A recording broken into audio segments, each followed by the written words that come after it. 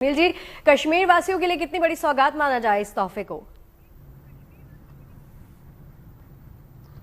जी बिल्कुल, एक बहुत बड़ी सौगात मिलने जा रही है जम्मू कश्मीर को। आज सुबह हमने ये खबर ब्रेक की कि प्रधानमंत्री नरेंद्र मोदी 19 अप्रैल को यहाँ जम्मू संभाग आ रहे हैं और जो कटरा रेलवे स्टेशन है वहाँ से वो हरी झंडी दिखाएंगे पहली वंदे भारत ट्रेन को, जो कि सीधा कश्मीर जाएगी। यानी कि जो प्रधानमंत्री नरेंद्र मोदी ने एक बार कहा था कि दिल की दूरी और दिल्ली की दूरी, इसको खत्म करना है, उसी दिशा में एक कदम है, बहुत बड़ा कदम है। ये न केवल कनेक्टिविटी को बढ़ावा देगा बल्कि यहाँ पर अगर हम देखें तो जम्मू कश्मीर में जो पर्यटन है और जो यहाँ की अर्थव्यवस्था है उसको भी काफी ज्यादा बल मिलेगा। लोगों को काफी सुविधा होने जा रही है, क्योंकि हमने अमूमन देखा है कि जो जम्मू श्रीनगर राष्ट्रीय राजमार्ग है वहां पर खासतौर पर जब बारिश होती है या बर्फबारी होती है तब किस प्रकार से भूस्खलन होता है, पत्थर गिरते हैं और काफी समय तक जो पैसेंजर्स हैं, यात्रीगण हैं, उनको काफी समस्या उठानी पड़ती है और कई हादसे भी होते हैं। अब उससे कहीं ना कहीं मुक्ति मिलने जा रही है और लोगों को काफी सुविधा होने जा रही है, क्योंकि अब ट्रेन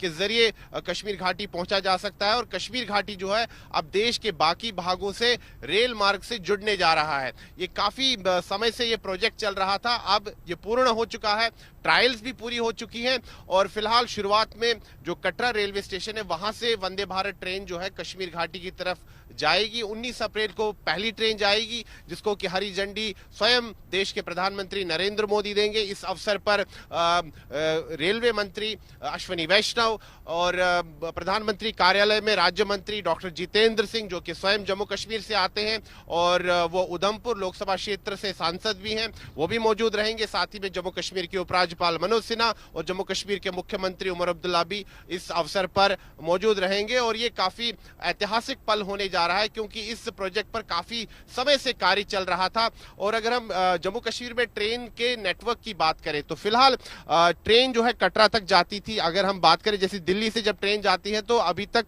वो कटरा तक जाती थी, और साथ ही में अगर हम कश्मीर घाटी की बात करें तो कश्मीर घाटी में भी बारामूला तक ट्रेन जाती है, लेकिन वो पहले जब शुरू हुई तो काजीगुंड, जो दक्षिण कश्मीर का काजीगुंड इलाका है, वहां से शुरू हुई। बाद में उसको एक्सपेंड किया गया, वो जम्मू संभाग के रामबन जिले के बनिहाल तक पहुंची और फिर संगलदान तक पहुंची। और जो ये बाकी स्ट्रेच था, जो बकाया स्ट्रेच था, यानी कि कटरा से संगलदान तक, काफी कठिन ये स्ट्रेच था, क्योंकि यहाँ पर ऊंचे पहाड़ हैं, घने जंगल हैं, तो कई टनल्स बनानी पड़ी। और इस रूट का जो सबसे बड़ा आकर्षण है वो विश्व का सबसे ऊंचा रेल पुल है और ये अर्धचंद्र आकार में बनाया गया है और इसकी खास विशेषता है, ये खासा आकर्षण बनने जा रहा है इस पूरे रूट में।